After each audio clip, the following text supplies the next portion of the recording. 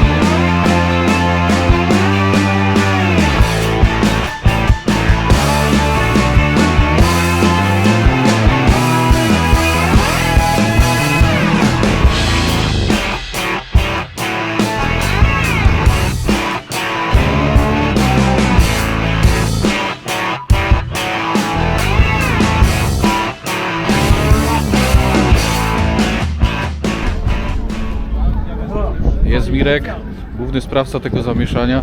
Mirek, pamiętaj, godzina druga, startujesz ciężarówką na Linz. No chodź nam pokażesz te twoje auto, twoją perełkę. Jaka tam perełka? Ile? 6,4 mówiłeś? Tak. Chodźmy. A powiedz mi, jeszcze tu jakieś inne te auta są z tym silnikiem? Tak, przyglądałeś się? To jest 6,4? Tak. Wiem, że on jest najgłośniejszy, bo zawsze tak myję to auto niedaleko mnie, to słychać. No. Drzwi obite, co się stało? Szkody parkingowe. Szkody parkingowe. Siadamy. O. Pięknie.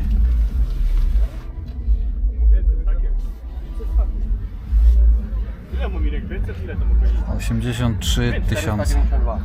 492 konie.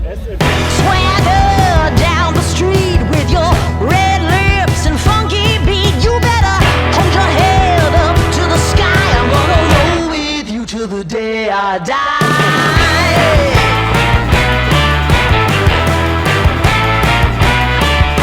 Hey, swing those hips around.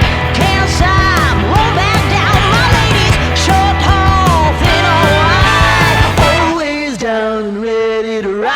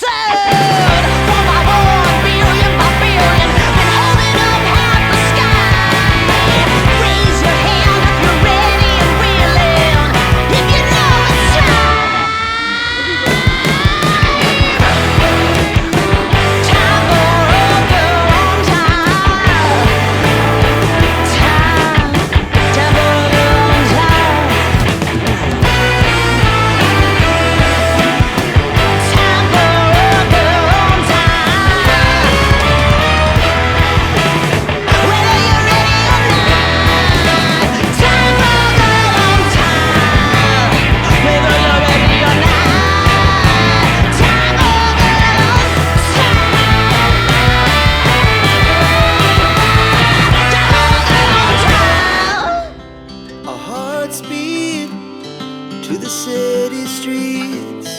We began to feel the fire. We rise like tall buildings as the chemicals, they take us higher.